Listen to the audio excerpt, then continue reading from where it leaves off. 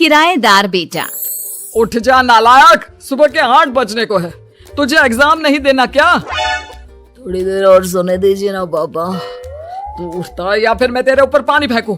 रोज गधों की तरह सोता रहता है, पेपर की कोई टेंशन ही नहीं है। और एक हमारा समय था जब हम पेपर में फेल होने के डर से रात भर पढ़ा करते थे, सो ही नहीं पाते थे। तो क्या अब आप उसका बदला मुझसे लेंगे? मैं 15 मिनट बाद उठ जाऊंगा, आप प्लीज जाइए, मुझे डिस्टर्ब मत कीजिए। इतना कहकर रौनक रजाई ढककर फिर से सो जाता है। तू ऐसा नहीं मानेगा, रुक मैं अभी पानी लेकर आता हूँ। बस फिर क्या था, इतना कहकर वो भागते हुए बाथरूम में जाते हैं और पानी की एक बड़ी सी बाल्टी लाकर रौनक के ऊपर फेंक देते हैं। पानी पड़ते ही रौनक झट से उठ जाता है। ये आपने क्या किया पापा? अब तो उठेगा नहीं तो यही करना पड़ेगा ना। वैसे थैंक्स डैड, आपके कारण ना अब मुझे नहाने की भी जरूरत नहीं पड़ेगी। चलिए अब आप माँ से बोलकर मेरे कपड़े निकलवा दीजिए, तब तक मैं ब्रश कर लेता हूँ। वैसे कल ना आप एक काम और करना, नहलाने के साथ साथ मुझे ब्रश भी करवा देना। ये ब्रश करने में ना मुझे बहुत आलस आता है। रौनक की बातों से अरविंद का मुंह खुला का खुला रह जाता है।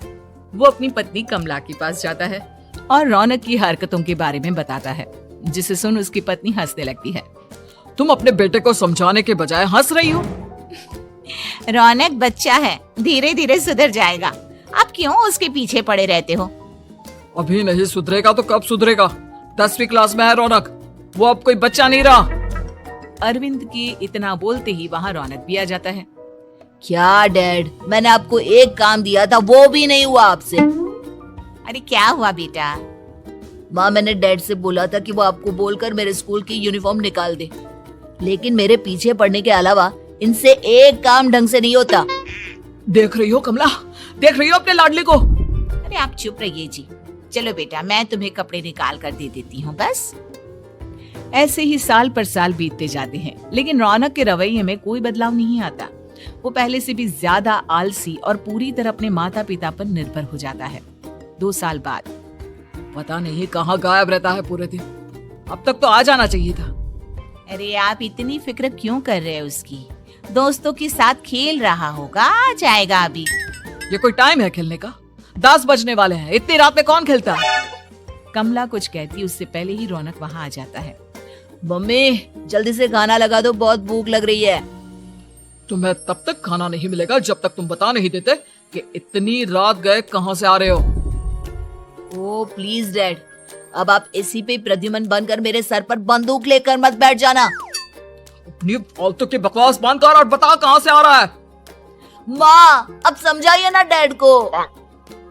बता देना बेटा, इनको भी तसल्ली हो जाएगी। आप बोल रही हैं तो बता देता हूँ, मैं दोस्तों के साथ मूवी देखने गया था, इसलिए देर हो गई। तो इन सब चीजों में मेरे पैसे उड़ाता है? कभी 1 रुपया कमाने के बारे में सोचा है तूने? जब देखो हवा की तरह पैसे उड़ाता रहता है। माँ अब आप इन्हें चुप करा दीजिए, वरना ना मुझे गुस्सा आ जाएगा। अच्छा क्या कर लेगा? बता ना क्या कर लेगा तू? वैसे बात तो ठीक ही है, मैं कर ही क्या सकता हूँ, पैसे तो फिर भी मैं आपसे ही मांगूंगा ना। चलिए अब ये सब बात छोड़िए और मम्मी मेरे लिए खाना लगा दीजिए। अभी लगा देती हूँ बेटा। मैं बता रहा हूँ कमला, एक दिन ये ऐसे ही बिगड़ जाएगा। उफो, आप क्यों इतना पीछे पड़े रहते हो मेरे बच्चे के? बात की बाद में देखेंगे, अभी आप शांति से उसे खाना खाने देंगे। अगले दिन डैडी मुझे 10,000 रुपए चाहिए। हाँ? अब इतने पैसे क्यों चाहिए तुझे? डैड आप बिना सवाल किए कभी पैसे नहीं दे सकते क्या? जब तक तू बताएगा नहीं तुझे पैसे भी नहीं मिलेंगे। अरे अब आप अपने बेटे को पैसे भी नहीं दे सकते? नालायक, तेरी उम्र के लोग नौकरी करते हैं और एक तू है जो नौकरी करने का नाम ही नहीं लेता कभी। आप लोगों के होते हुए भला मैं नौकरी क्यों करूं? अरे हम कब तक पैसे देंगे तुझे? तुझे भी तो अपने पैरों पर खड़ा होना होगा ना। कौन सा उधार के पैरों पर खड़ा हूँ? अपने ही तो पैरों पर खड़ा हूँ मैं। इसी तरह रौनक दिन प्रतिदिन लापरवाह होता जाता है। उसकी लापरवाही को देखते हुए अरविंद और कमला अपने बेटे की शादी कराने का फैसला लेते हैं और 1 महीने के अंदर अंदर ही रौनक की शादी मेघा नाम की लड़की से करा देते हैं। शादी के कुछ दिन बाद, रौनक, मुझे एक अच्छी सी साड़ी चाहिए, आप ला दोगे ना? हाँ, क्यों नहीं। कितने तक की आती है साड़ी? यही करीब 5,000 तक की। तुम चिंता मत करो, मैं आज ही डैडी से पैसे मांगकर तुम्हारे लिए साड़ी ले आऊंगा। आप कब तक ऐसे ही अपने पापा से पैसे मांगते रहेंगे? कोई अच्छी सी नौकरी क्यों नहीं कर लेते आप? अरे डैड के होते हुए मुझे नौकरी करने की जरूरत ही क्या है? पर आप ऐसे कब तक उनसे पैसे मांगते रहेंगे? कुछ आपको अपने दम पर भी तो करना होगा ना। अब तुम भी बाकी लोगों की तरह मुझे ज्ञान देना शुरू मत कर देना। साड़ी चाहिए ना तुम्हें, मिल जाएगी बस। इतना कहकर रौनक अपने पिता से पैसे मांगने चला जाता है। डैडी, मुझे 5,000 रुपया चाहिए। अब 5,000 क्यों चाहिए तुझे? वो मेघा को साड़ी चाहिए थी। अरविंद आगे बिना कुछ कहे चुपचाप उसे पैसे निकाल कर दे देता है। कुछ दिन बाद, तुम्हें नहीं लगता कमला, रौनक हम पर पहले से भी ज्यादा डिपेंड हो गया है? मुझे तो अब उसके भविष्य की चिंता होने लगी है। कल को हमें कुछ हो गया तो वो क्या करेगा? काश तुमने पहले ये सोच लिया होता तो आज हमारा बेटा इतना लापरवाह नहीं होता। तब मुझे कहाँ पता था कि मेरा लाड प्यार उसे इतना बिगाड़ देगा कि वो इस हद तक लापरवाह बन जाएगा। कोई बात नहीं, अभी भी देर नहीं हुई। मुझे पता है उसे कैसे सुधारा जा सकता है। कैसे? अरविंद कुछ कहता उससे पहले रौनक वहां आ जाता है और पैसों के लिए हाथ फैलाने लगता है। डैड, मैं और मेघा बाहर घूमने जाना चाहते हैं। अरे वाह, ये आज सूरज कहाँ से निकला है? Dad please. अच्छा चलो अब मुद्दे की बात करो। मुझे अब 25,000 चाहिए। अब तुम्हें 1 रुपया भी नहीं मिलने वाला। अगर तुम्हें पैसों की इतनी ही जरूरत है तो कोई ढंग की नौकरी कर लो। मम्मी, आप कुछ कहिए ना डैड को। बेटा, वो गलत क्या बोल रहे हैं? ये सब हम तेरे भले के लिए ही तो कर रहे हैं। मम्मा, मैंने बताया ना आपको, मुझे नहीं करनी कोई जॉब वॉब। तो ठीक है, निकल जाओ हमारे घर से। तुम्हारे जैसे लोगों के लिए मैंने ये घर खड़ा नहीं किया है। जितना ये घर आपका है ना, उतना ही मेरा भी है। मैं कहीं नहीं जाने वाला। जाना तो पड़ेगा ही तुझे, क्योंकि अब मैं तेरा कोई भी खर्चा नहीं उठाने वाला। ठीक है, मत उठाइए मेरा खर्चा, मैं अपने दम पर भी जी सकता हूँ। तो बेशर्मों की तरह अब तक यहाँ क्यों खड़ा है? अपना सामान ले आओ, निकल जाए यहाँ से। रौनक पैर पटकते हुए वहां से चला जाता है। घर से निकालना जरूरी है क्या उससे? बिना पैसों के कौन रखेगा उसे किराए पर? अगर उसका भविष्य सुधारना है तो हमें अपने दिल पर पत्थर रखकर ये कदम उठाना ही होगा। दोनों बात कर रहे होते हैं कि रौनक अपनी पत्नी के साथ एक बड़ा सा बैग लेकर घर से निकल जाता है, लेकिन घर से बाहर उसे कोई भी मुफ्त में अपने घर किराए पर नहीं रखता।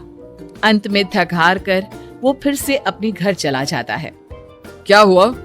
थोड़ी देर पहले तो दहाड़ते हुए घर से निकला था, अब क्या हुआ? नहीं रखा ना किसी ने तुझे किराए पर? डैड प्लीज, मैं कुछ दिनों में कोई अच्छी सी नौकरी शुरू कर दूंगा। आप तब तक तो हमें रख लीजिए प्लीज।